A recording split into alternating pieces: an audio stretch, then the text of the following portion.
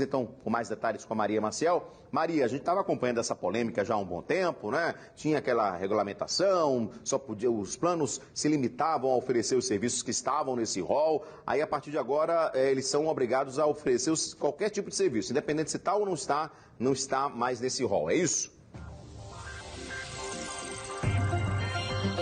Isso mesmo, Edson. A gente acompanhou várias mobilizações, não só aqui no estado, como no Brasil todo, para que esse rol taxativo ele deixasse de existir. Por isso, é uma grande vitória o governo federal, né, o presidente da República, ter então sancionado essa lei.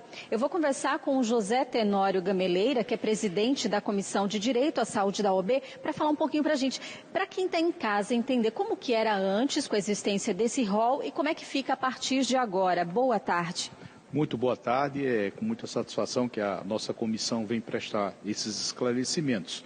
Veja, antes a lei, ela dizia que era oferecido os serviços e que esses serviços ele estaria adstrito a um tipo de regulamentação da ANS. Ainda continua. O que significa o rol de procedimentos em saúde que a ANS divulga? É nada mais do que a amplitude da cobertura daqueles tratamentos que você necessita, ou tratamento, ou medicamentos, o que seja. Antes, aliás, com a publicação dessa lei, a 14.454, que foi sancionada ontem pelo que o Congresso regulamentou, ela diz de forma bastante simples. Veja, a amplitude de cobertura ela continua valendo. A ANS ela continua expedindo as normas do rol de procedimentos. Contudo, o que é que esta lei trouxe? A inovação é que se não estiver naquele rol de procedimentos, ou seja, na amplitude da cobertura, sim, o usuário ele pode ter o seu direito garantido. Contudo, essa mesma lei, ela diz de forma bastante clara que deve ter um mínimo de evidência científica para que aquele procedimento seja contemplado. Eu vou ser mais claro, veja, você que está em casa, que tem uma enfermidade, que precisa de uma medicação, está fazendo um tratamento de câncer, enfim, ou tem um tratamento com espectro autista, você precisa de uma determinada terapia, você precisa de uma determinada cirurgia, você precisa de uma medicação, o médico assistente, ele vai fazer toda a análise daquilo que é necessário.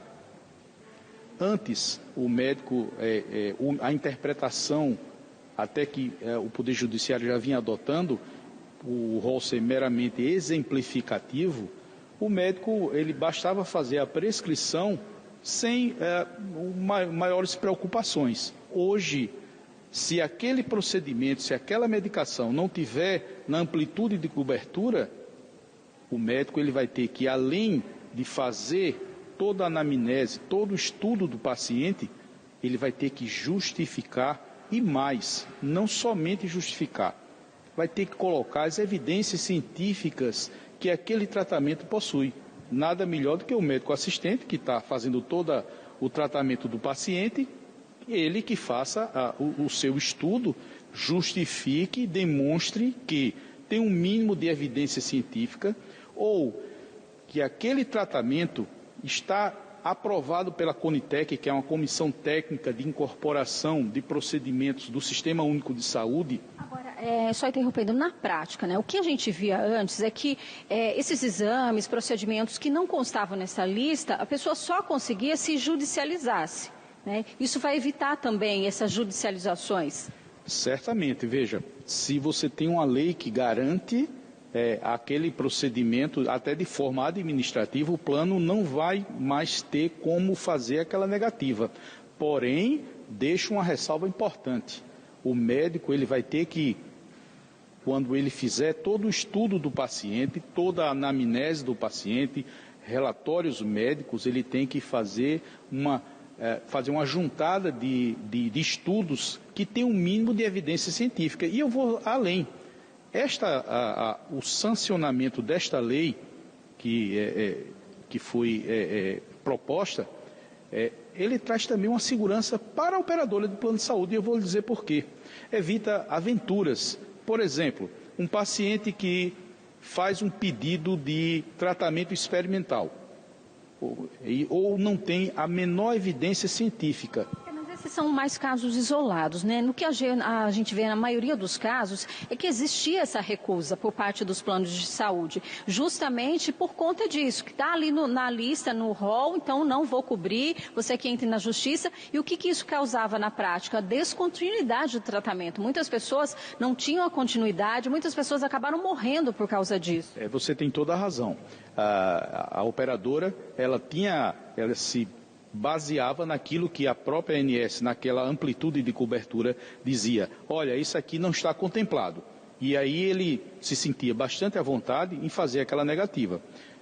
Volto mais uma vez e reforço a necessidade do médico assistente, além dele fazer, lógico, toda a prescrição, todo o pedido, fazer um estudo, ele vai colocar as evidências científicas daquilo que ele está pedindo. Porque, veja, a ANS, quando faz o seu estudo, ele diz que aquilo que o paciente está pedindo não está contemplado.